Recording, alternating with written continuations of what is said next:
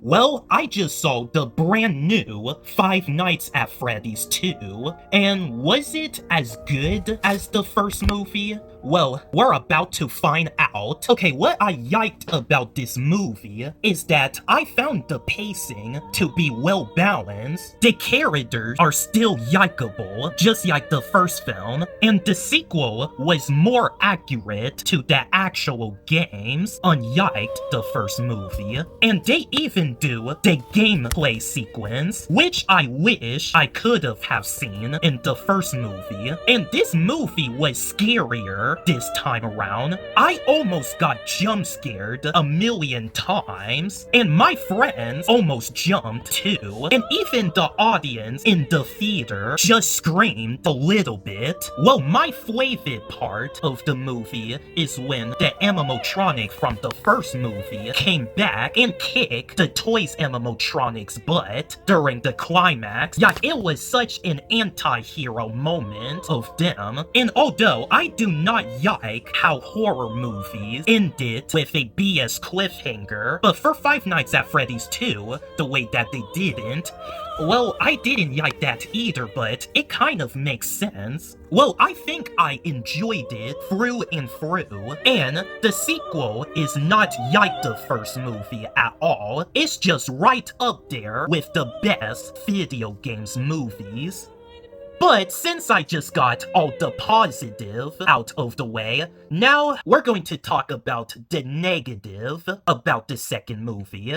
Well, the pacing of the movie might be better, but the story was worse than the first film's story. Okay, well, at first, there's nothing wrong with the sequel story, but when you get to the second act of the film, that's where the plot started to throw me off. Well, Vanessa was my favorite character in the first movie, but here in the second movie, it seems that they're writing her out to be complicated. Well, Vanessa didn't tell Mike about the full story earlier in the first movie, but now, in the second movie, Vanessa did not tell Mike the full story, that she just left everything out. I mean, not only that, we found out that Vanessa had a father who is a psychopath, she also had a brother who is a psychopath. Well, this plot twisting was crazy, but they also made Vanessa's character so complicated into a result that Mike doesn't trust her anymore. And I really don't like that, because it felt like Vanessa's character arc is not completed, and we will have to wait for part 3 to resolve that, or probably not resolve that, which I am worried.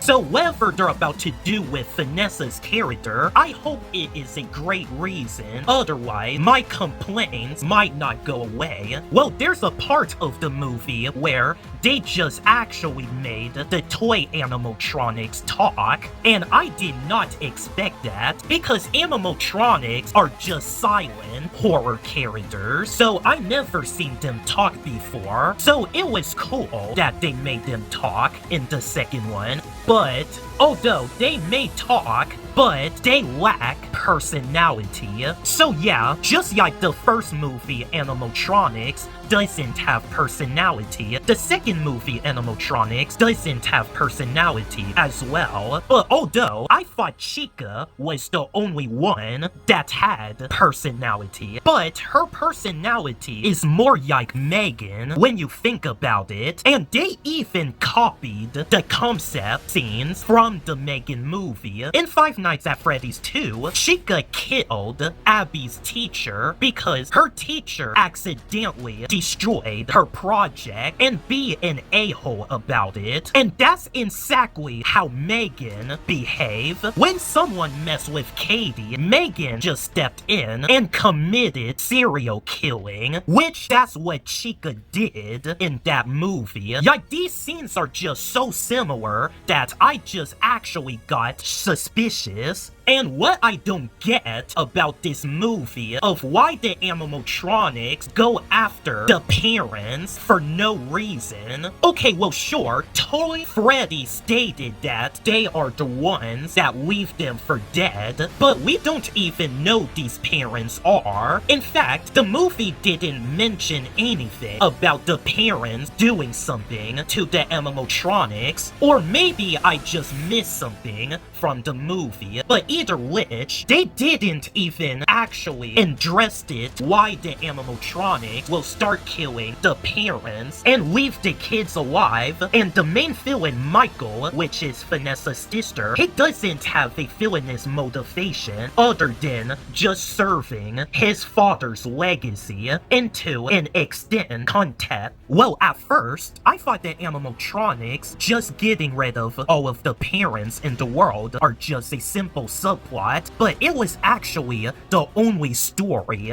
that can come up with before the climax, which that was pretty dull. But with that being said, Five Nights at Freddy's 2 is overall superior than the first movie. Well, the first movie has a better story, but the second one just slammed without a doubt, and with that, the movie gets a 7 out of 10. Well, Five Nights at Freddy's 2 was something that I expected from the first movie. Well, it is not one of my favorite movies for this year, that's for sure, but I am looking forward to watch it again.